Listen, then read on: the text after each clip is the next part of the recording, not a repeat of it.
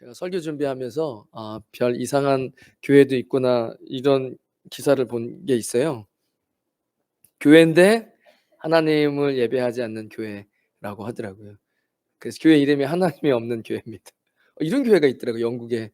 그 굉장히 총회가 커져 가지고 들어보니까 하나님 없이 그냥 모여서 좋은 일하고 지역사회에 좋은 일하고 서로 아껴주고 도와주는 거 좋은 거 아니냐. 그런 걸 보면서 제가 어떤 신학자가 신앙인데 우리 하나님을 믿는 건 신앙인데 신앙이잖아요. 신앙생활하는. 근데 당신네들은 하나님이 없는 것을 신앙하는 거다. 그러니까 이 사람은 뭔가를 다 믿게 돼 있습니다. 오늘 특별히 대강절인데 촛불이 4개가 켜져 있습니다. 아마 여기 계신 분들 중에 제가 볼 땐 70% 이상은 초가 하나 켜졌을 때부터 여기 계속 오시고 계시잖아요. 그리고 초가 드디어 이제 4개가 켜졌습니다. 4번째 초는 색깔이 좀 옅어졌지요.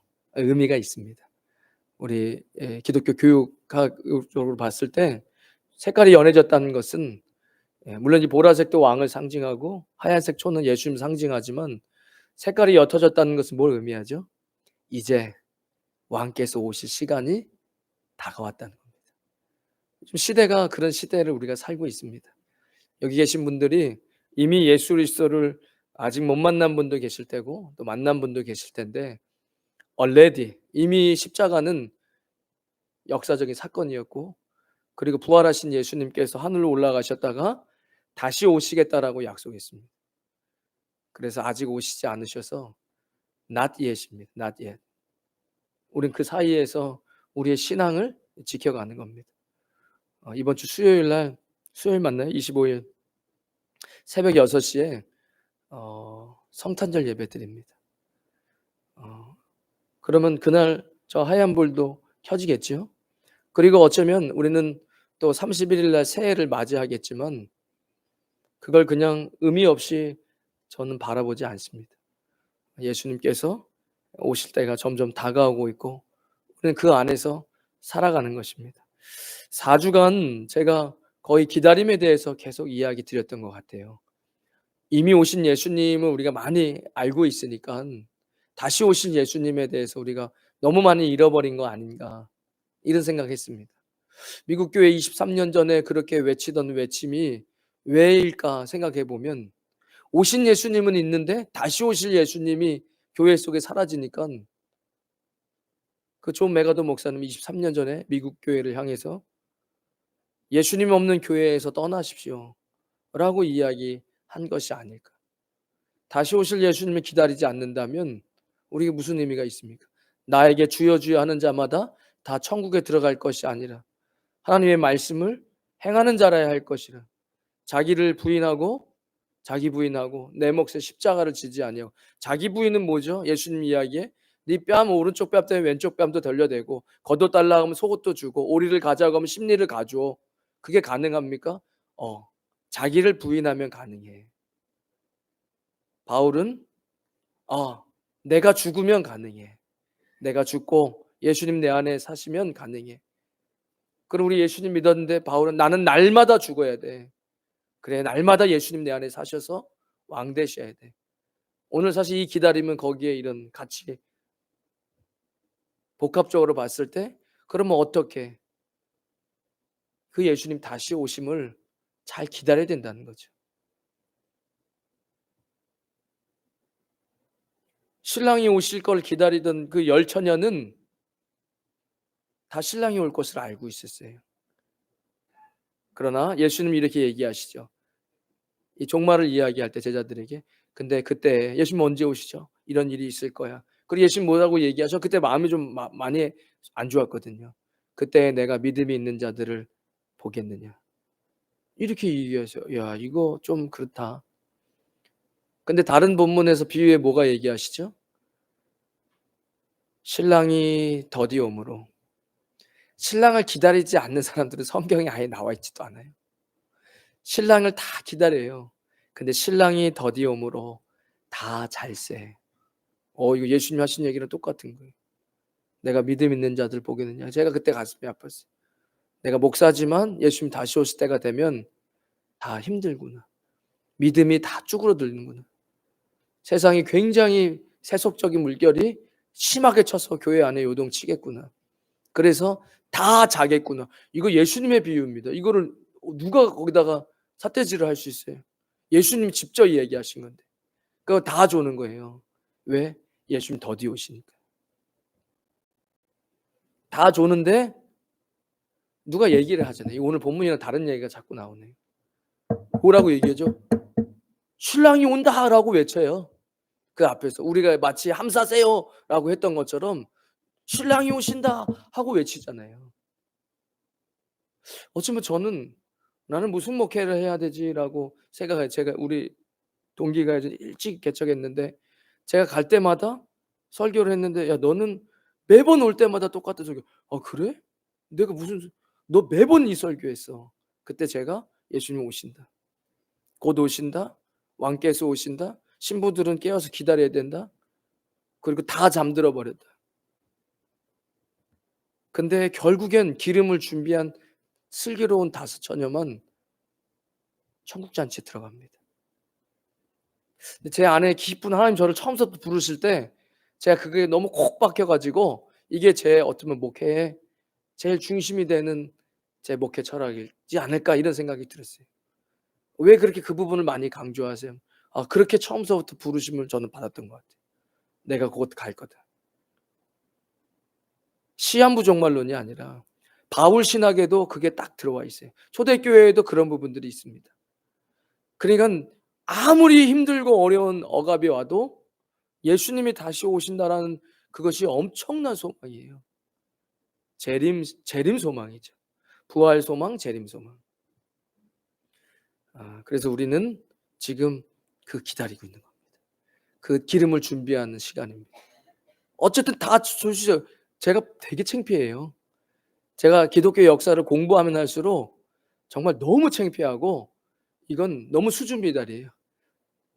제가 성도님들보다는 쪼끔 더 저는 스스로는 낫다고 생각합니다. 죄송합니다. 그런데 제가 기독교 역사를 보면 우리 역사 속의 믿음의 선배님들 그냥 성도님들에 비해도 너무 부족해요. 그래서 예수님이 '아 그래. 시대가 그렇게 다 졸지만 그래도 기름을 준비해야 될 거 아닙니까? 누가 오신다. 신랑이 온다 하면 정신을 차리는데 그때 기름이 준비 안 된 사람들 있잖아요. 그거를 이 비유와 상징과 이거를 어떻게 우리의 삶 가운데 적용하느냐 했을 때 저는 알았어요. 이 시편에 이런 고백이 있거든요. 죄인은 의인의 회중에 들어올 수 없다고 이야기해요.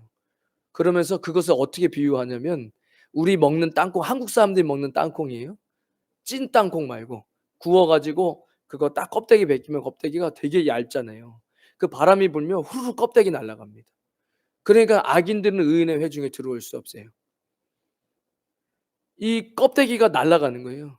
그래서 이 다 깼어요. 다 깨고 기름을 준비되어와 준비되지 못한 사람의 차이가 아무리 버틸라 그래도 못 버텨요. 그리고 바람이 불 때 후루룩 날아갑니다. 이런 것들이 계속 반복될 겁니다. 이 팬데믹, 바이러스뿐만 아니에요. 뭐 그런 건 중요한 게 아니에요. 그런 식으로 우리의 신앙을 흔들 만한 바람은 계속 올 거예요, 앞으로. 그리고 그것에 신앙은 노력하는 거 아닙니다. 우리는 노력교 아니에요. 신앙은 노력하는 거 아닙니다. 바람 불면 날아갑니다. 버틸 수 없어요. 그래서 기름을 준비하는 거예요. 이 대강절, 이 기다림이라는 걸 가지고 말씀을 듣고 이 말씀에 내 안에 딱 들어오면서 우리는 기름을 채우고 있는지 모릅니다. 그리고 언젠가 엄청난 환란이 올 거잖아요. 저는 그게 보여요. 그 사기쳤던 사이비 교주들이 했던 것이 이젠 국가가 해요. 그런 조짐이 보여요. 사람을 속이고 기술로 속이고 첨단 기술로 속이고 뭐 이렇게 속여 가지고 본인이 교주로 이렇게 되는 그 속이는 행동들을 국가가 해요, 이제. 그래서 엄청난 배도가 있을 겁니다. 근데 그걸 버틸 수 있는 건 노력이 아니에요. 그건 기름을 준비한 사람들. 바람이 불 때 껍데기는 날아가고 알곡은 버틸 수밖에 없는. 이건 되는 거예요. 여러분 순교에 대해서 깊이 묵상해 보십시오. 사람이 할 수 있는 게 아니에요. 노력해 가지고 순교할 수 있는 게 아닙니다. 우리 아버지 순사 온다 그러면 밥 먹다가 국숫가루를 덜덜덜 떨었어요. 우리 아버지 되게 겁이 많으신 분이었어요. 어떻게 그 고문을 견디면서 그 겨울을 다 나고 결국엔 믿음으로 신앙으로 순교하셨는지 저는 도대체 이해가 되지 않아요. 하나님이 함께 하시지 않고 가능하지 못합니다. 이 기다림인데 이 기다림에 우리는 예수님을 기다리잖아요. 근데 제가 오늘 본문 말씀에 인트로를 하려고 했던 예언은 이제 건너뛰고 시간이 지났으니까 탕자의 비유의 말씀을 우리가 읽었습니다. 공관복음에서 누가복음에만 나오는 비유예요. 제가 생각을 했는데 예전에 누가 그 얘기 하시더라고요. 목사님은 이미 성경을 다 아는 사람에게 설교를 하세요. 그러면 성경을 모르는 사람은 이해할 수가 없어요라고 이야기를 하더라고요. 아, 좋은 지적입니다. 해서 탕자의 비유를 다시 한번 설명해 드리겠습니다. 아버지가 있어요. 아버지가 굉장히 부유하시고 돈도 많고 힘도 있는 그 마을 고을에 아들이 있는데 그 아들이 "아버지 언제 죽어요? 아버지 죽으면 나한테 물려줄 유산 좀 주세요." 이게 한국 정서하면 후레자식입니다. 그리고 아버지는 얘 호적 파버려. "이런 애는 데리고 있으면 안 돼." 얘 호적 파버려. 실제로 호적 판 사람들이 있잖아요. 정말 화가 나서. 이게 우리 아무리 그래도 유교적인 사상이 있으니까. 신앙엔 그런 게 있으면 안 되지만. 히브리 문화권에서는 아버지 유산 살아있을 때 달라고 하는 건 그런 정서라는 거예요. "아버지 빨리 죽었으면 좋겠다." 한국 정서로 "야 이런 후레자식 있나. 이거 호적에서 파야 돼." 이런 행동을 하는 거예요. 뭐 때문에요? 빨리 돈 벌어서 내가 막 사고 싶고 하고 싶은 거 막 자유롭게 하고 싶다는 거예요. 그래서 그 아버지가 그 아들에게 유산을 미리 줘 버려요. 그리고 그 아들은 다른 나라 다른 고을에 가서 흥청망청 씁니다. 술도 마시고 뭐 하고 싶은 거 막 다 하면서 주변에 사람들이 많았겠죠. 그래 돈이 다 떨어지고 나니깐 아무도 자기를 돌봐주는 사람이 없는 거예요. 외로운 것뿐만 아니에요. 인생이 완전히 바닥으로 치닫는 겁니다. 성경은 어떻게 비유하고 있냐면 "배가 고프다. 죽을 것 같다. 배가 고파서." 그래서 돼지가 먹는 쥐염 열매라고 적혀 있어요. "너무 배가 고파 죽을 것 같다. 내가 돼지 먹는 쥐염 열매라도 배를 채우자. 근데 주는 사람이 없다." 이 정도로 나락으로 떨어진 겁니다. 그러면서 드는 생각이 들었어요. '아 우리 아버지 집에는 하인도 이거보단 잘 먹고 잘 샀는데 아버지 집에 한번 가 볼까? 가서 좀 아버지 내가' 여기서 이렇게 '내가 이제 아버지께 가서 아버지 제가 하나님과 아버지께 죄를 지었습니다. 그리고 저는 이제 아버지 아들 아닙니다. 왜냐면 정말 후레자식 같은 짓을 했으니까. 그러나 너무 힘들어서 아버지 밑에 있는 하인도 잘 먹는데 내가 차라리 아버지의 집에 하인으로 살겠습니다."라고 이야기를 하면 받아주시지 않을까? 이런 생각을 하면서 아버지께로 가는 거예요. 저는 이런 생각을 했습니다. 왜 그 아버지는 이 아버지는 사실은 하나님이 이야기하시는 거거든요. 왜 이 아버지는 그것을 허락해 주셨을까? 이런 생각을 제 혼자만의 생각을 해 봤어요. 어떤 생각이죠? 우리의 인간적인 생각은 '이런 호적 파벌 행동을 해?' 하면서 '야 얘 저 광에다가 가둬 버려.' 그리고 한 일주일 굶겨 그냥. 그럴 수 있잖아요. 힘이 있잖아요, 아버지에게는. 그리고 나서 "아유 배고프면 이제 아버지 잘못됐어요. 밥 주세요. 내가 정신 똑바로 차려." 이렇게 할 것 같은데 아버지가 그렇게 안 하셨다는 거예요. 제가 얼마 전에 그런 생각했어요. 우리 학생들이 보는 요즘에 영화는 이제 보지도 못하겠어요. 무슨 세계관이라고 해 가지고 그 전 영화를 안 보면 내용이 뭔지도 모르겠어요.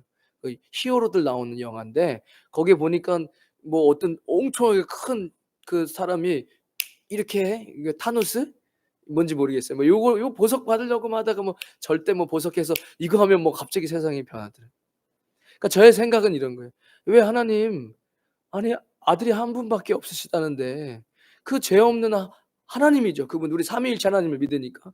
그 예수님이 창조주인데 왜 피조물의 모습으로 내려오셔서 자신의 왕권을 버리시고 낮은 자리로 내려오셔서 왜 거기서 죄 있는 인간들의 죄를 대신 죄 없는 분이 이 땅에서 가장 극형은 사형이에요. 이 사형을 당하셔서 인간들을 구원하시는 그런 방법을 썼습니까?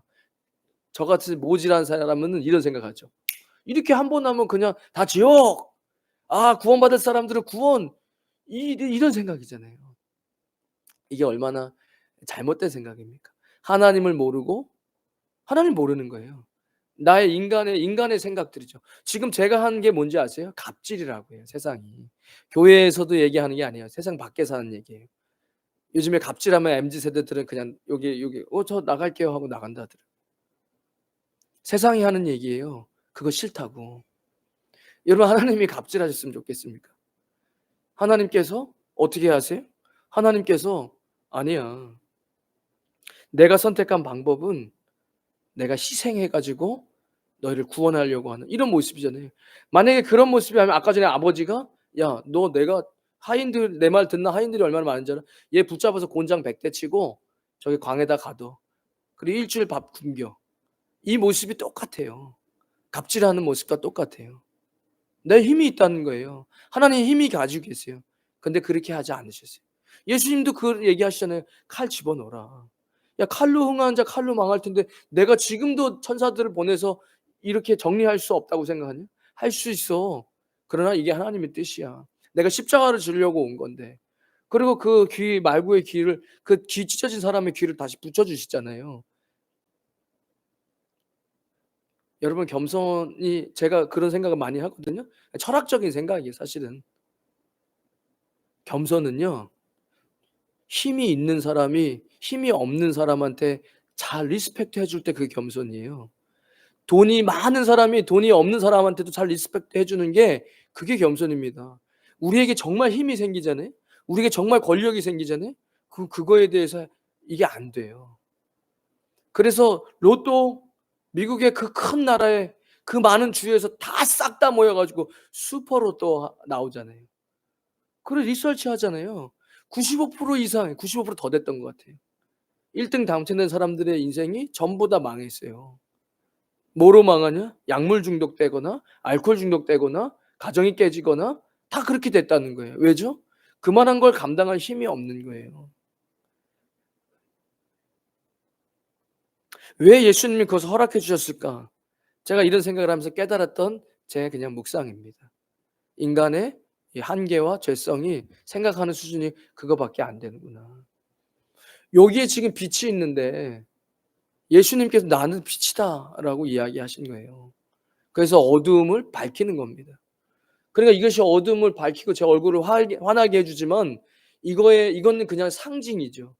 정말 빛의 오리지널 그 근본은 예수님이세요. 그러니까 예수님은 우리를 밝게 비춰 주시는 분이에요. 말씀은 진리예요. 예수님이에요. 태초에 말씀이 계시니라. 이 말씀이 하나님과 함께 계셨으니 이 말씀은 곧 하나님이시니라. 요한이 이야기해 요한 신학에 나와 있는 겁니다. 말씀이 하나님, 말씀이 들어오면 예수님 나와 함께 하는 거예요. 노력하는 신앙 아닙니다. 최고가 되라고 하나님 여러분들 최고가 되라고 했습니까? 그러면 지금 다 하버드 아이비리그 나온 사람 하나님 쓰셔야 돼요. 하나님 우리에게 최고가 되라고 하지 않았습니다. 하나님 우리에게 최선을 다하라고도 이야기하지 않았습니다. 하나님 우리에게 이야기하신 함께 하자고 이야기하셨어요. 함께 하자.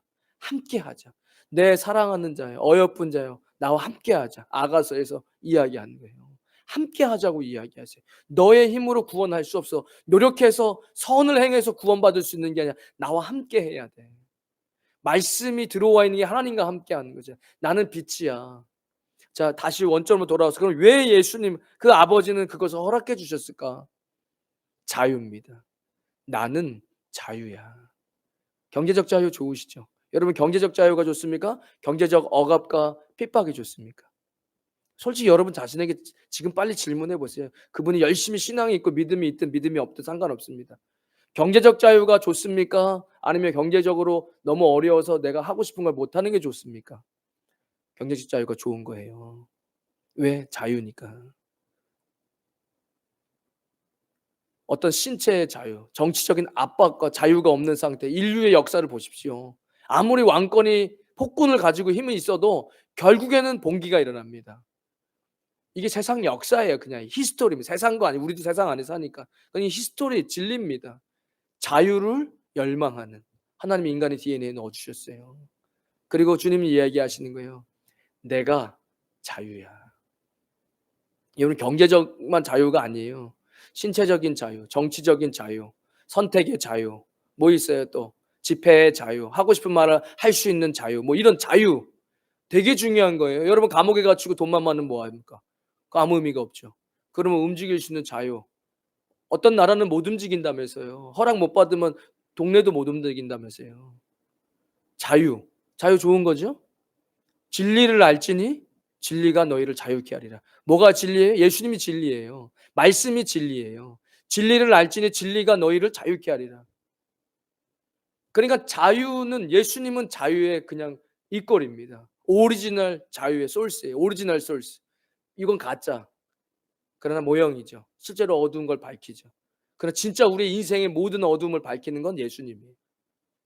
나는 자유야. 내가 너희들에게 자유를 줄게. 아까 경제적 요즘 돈이 이제 중요한 시대에 만몬이 있으니까 제가 경제적 자유만 얘기했죠. 더 중요한 것들이 많아요, 자유에는. 좋은 거잖아요, 자유는. 자유의 오리지널 소스는 예수님이시라고요. 그러면 다시요. 아까 전에 우리의 일반적인 회사 사장이나 갑질하는 사장이나 폭군의 아버지 같이 얘 가둬버려 두들겨 패서 여기 자유입니까? 자유 아니에요. 우리가 갑질이라고 이야기해요. 그럼 예수님은 자유 그 자체이시기 때문에 그에게 자유를 주시는 거예요. 그러나 그는 올바른 선택을 하지 못했을 뿐이죠. 그렇다고 억압할 수는 없잖아요. 여기 계신 분들을 제가 억압해 가지고 힘이 있다고 해서 이 자리에 앉혀 놓을 수는 없는 거예요. 여기 어떤 분들이 교회에 안 나오시 제가 찾아가고 이야기도 나누고 힘든 것을 기도해 주고 할 수는 있지만 제가 만약에 힘이 있어서 그 힘으로 여기에 억지로 앉혀 놓는다면 이미 그건 기독교의 크리스티니티의 그 자유성이 이미 사라졌기 때문에 그건 기독교라 이야기할 수 없는 거예요.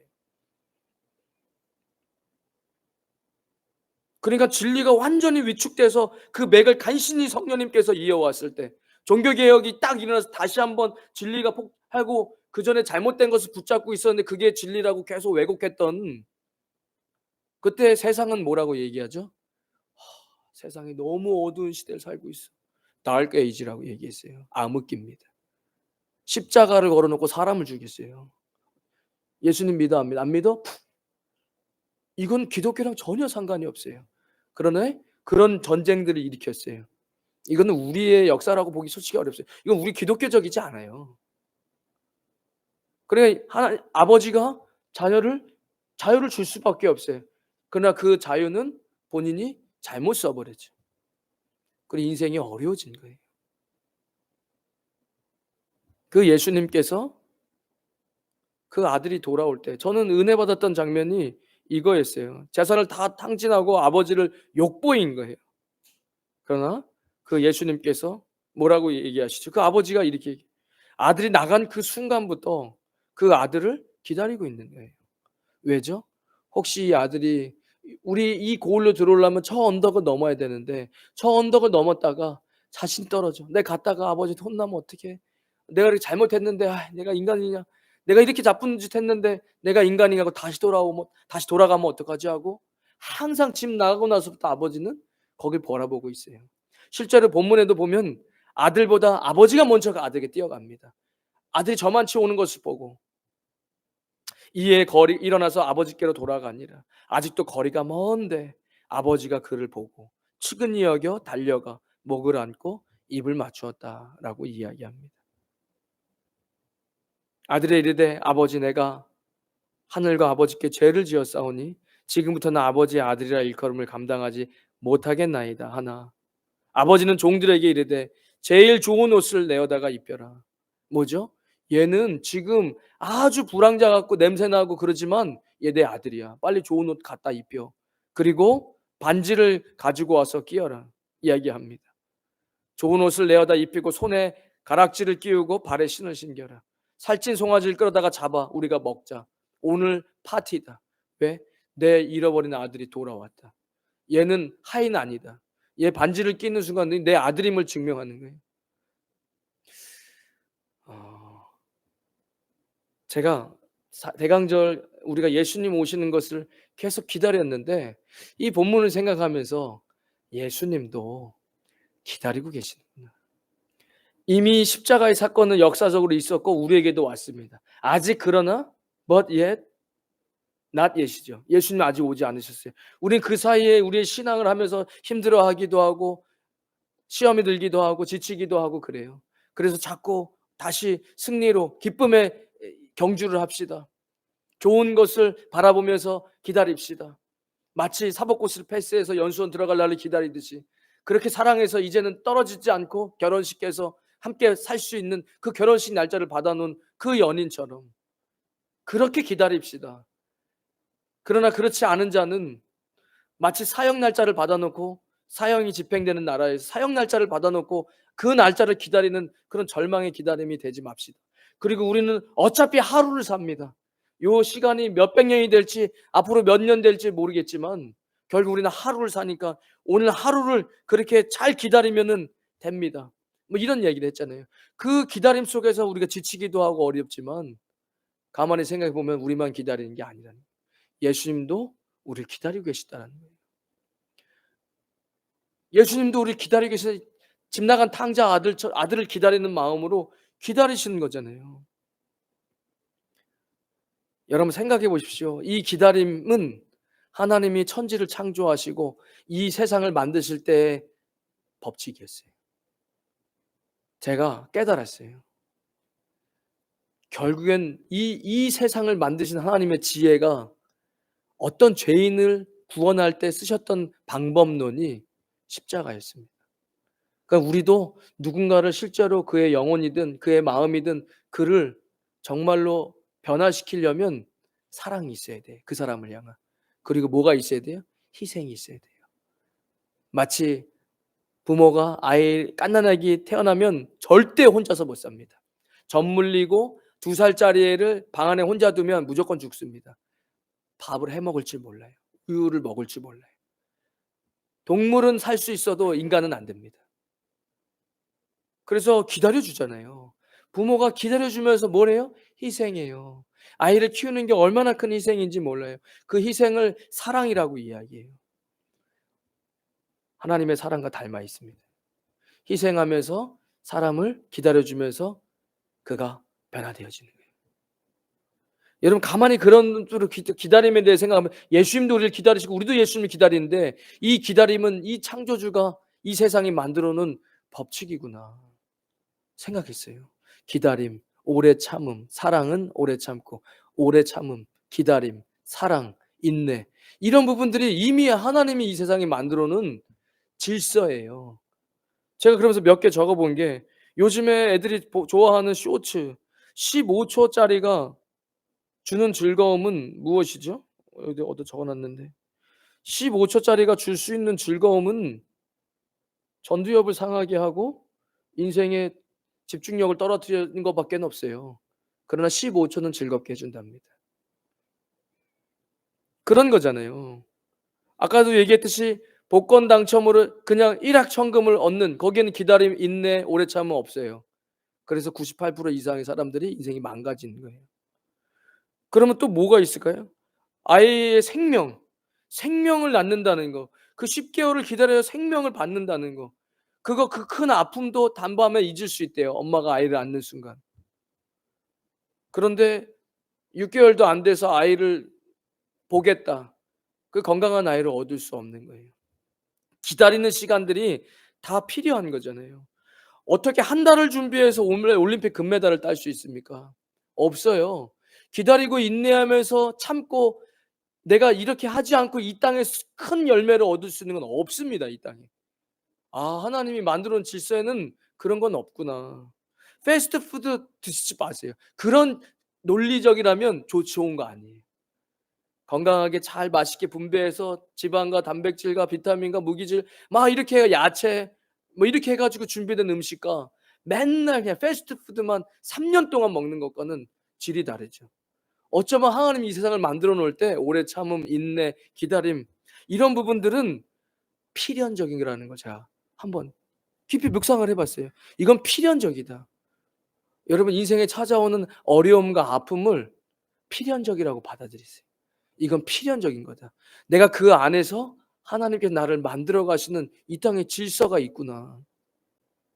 제 생각났던 찬양이 왜 나를 깊은 어둠 속에 홀로 두시는지 어두운 밤은 왜 그리 길었는지 나를 고독하게 나를 낮아지게 세상 어디도 기댈 곳이 없게 하셨네. 광야에 서 있네. 제가 이렇게 찬양 부를 때마다 속으로 '야 이 노래도 잘 못하는 내가 왜 이렇게' 아니 너무 와닿잖아요. 인생의 광야는 무조건 찾아오는 필연적입니다. 그 안에서 인내하고 다듬어지는 시간, 그 안에서 보석이 나오는 거예요. 24K의 순금, 정금, 순금을 넘어 정금, 내가 정금같이 나오리다. 이거 필연적인 거예요. 그 안에 불순물이 빠지는 그 뜨거운 용광로는 우리의 삶의 연단이고 어려운 시간이에요. 그러나 인내하는 거예요. 그 인내와 기다림 속에서 우리는 정금이 되는 거죠. 하나님께서 우리 아버지이시고 그 아버지께서 우리를 기다린다는 사실을 믿으시기를 주님의 이름으로 축원드리겠습니다. 그분은 무능력한 분이 아니시고 우리에게 자유를 주시고 우리가 오늘 수 없는 곳을 우리가 오를 수 없는 곳을 오를 수 있도록 우리를 빚어 주시는 분이심을 여러분 깨닫으시기를 주님의 이름으로 축원드리겠습니다. 이게 기다림 속에 하나님이 허락하신 방법이에요. 왜 그렇게 하셨을까? 우리 같은 짧은 생각이면 나가지 마라고 구속하고 억압했을 텐데 제가 중고등부에도 예전에 오래 했었거든요. 사춘기의 아이들 억압해 갖고 될 일이 아닙니다. 그도 하나의 인격 차이로 이제는 내가 생각하고 내가 결정하려고 하는 하나님이 그 안에 DNA를 넣어 주셨어요. 그때 맘대로 못하게 하잖아요. 실수해도 내비둬야 돼요. 자기가 깨닫고 '아 이렇게 하면 안 되는구나.' 그때가 얼마나 그걸 강하게 하나님 만드셨냐면 '배고프다. 밥 먹어야 되겠다.' 내가 생각하고 선택했어요. '밥 먹어야 되겠다.' 그때 "야 빨리 나 밥 먹어." "안 먹어." 이 사춘기 때 이러죠. "안 먹어." 왜? "내가 선택할 거야." 근데 그때 너무 막 하면 애가 안 돼요. 잘 못 성장해요. 성인이 되지 못해서. 성인이 돼도 성인 아이로 자라게 되잖아요. 기다리는 시간. 고통 같지만 하나님께서 그것을 선택하셨고 그것은 하나님께서 바로 저와 여러분 집 나간 둘째 아들처럼 사랑하셨기 때문이에요. 깨닫기를 원하는 거죠. 선로에서 제가 예화를 막 생각나요. 선로에서 쌩쌩 250km, 300km 달리는 그 열차가 싫다는 거예요. 자유가 없다는 거예요. 왜요? 선로에서 달리는 게 싫다는 거예요. 그래. 근데 억압할 수는 없지. 하고 그 선로를 이탈하는 순간 그에게는 그게 자유가 아니라 '야 이게 망해져 가는구나. 내 인생이 자꾸 망해져 가는구나. 이제 속도도 못 고 제대로 달리지도 못하고 진흙탕에서 구르게 되는.' 그러나 그것을 힘으로 억압하지는 않겠다는 거예요, 예수님께서. 예수님 자체가 자유이시기 때문에. 여러분 신앙은 그런 거잖아요. 그러나 예수님이 그 이 시간 속에서도 우리를 기다려 주시면서 지지해 주시는 그런 생각이 들었습니다. 지금은 우리가 아직 분명하게 알지는 못해요.